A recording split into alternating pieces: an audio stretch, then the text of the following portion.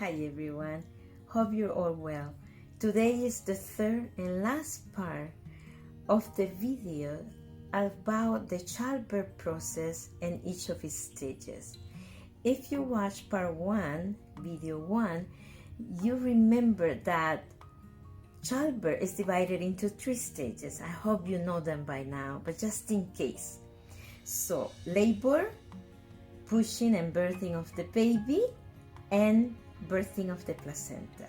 And labor, which is the longest of the 3 stages, is broken down into 3 phases: passive, active, and transition labor. In part 1 and 2, I already talked about passive and active labor. Today, I'm going to be talking about transition and the other 2 stages. So what about transition? Transition usually lasts about 15 to 60 minutes. But remember that every birth is unique. So your birth will be unique, and so will be each of the phases you will go through. Keep that in mind. So now, what are some of the signs of this last phase of the labor stage? Let's take a look. Contractions can be particularly intense, will come close together back to back, can last 60 to 90 seconds. You'll experience pressure in your lower back and rectum. Towards the end, you will feel a strong natural urge to birth down, or what is called the urge to push. This indicates your baby will soon come out. Now, it's very important that you keep this in mind. If you want to push because you feel the urge to push, but you're not fully dilated, your healthcare provider might ask you to hold back, because pushing too soon can make you tired, can cause the cervix to swell, and might delay the birth. So one way to hold back is to pant or blow your way through the contraction. Remember that. Now let's take a look at the second stage, pushing and the birth of your baby.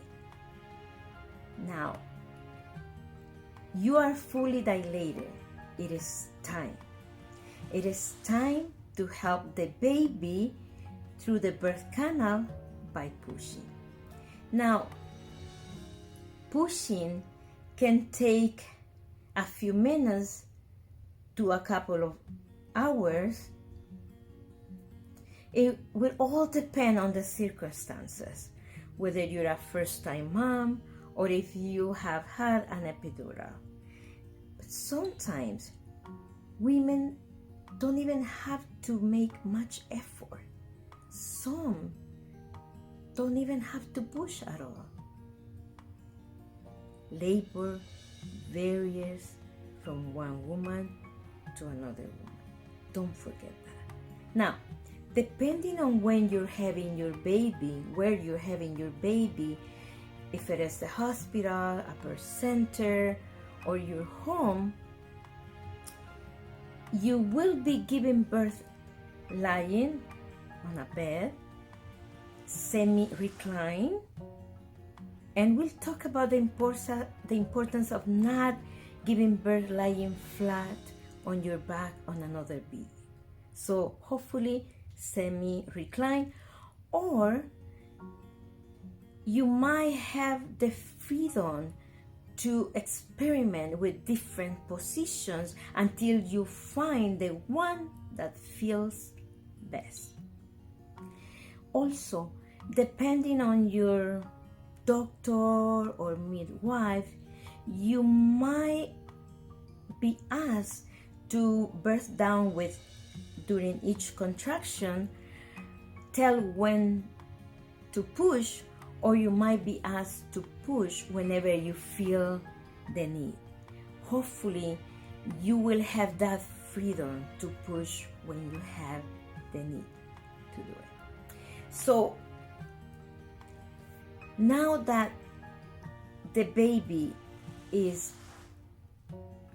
running, and we're gonna take a look right now at what is crying.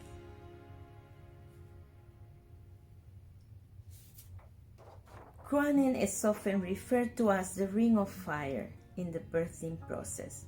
It's when your baby's head becomes visible in the birth canal after you've fully dilated.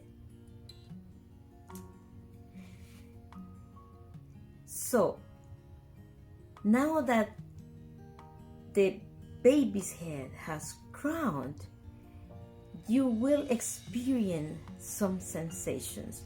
And I want you to take a look at this list.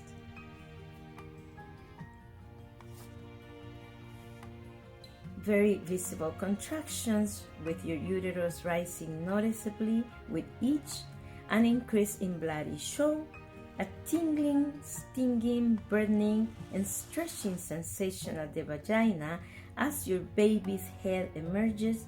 That is called the ring of fire. A slippery, wet feeling as your baby emerges. Now, keep in mind that if you have had an epidural, you may not experience any of those sensations. It would all depend on the circumstances.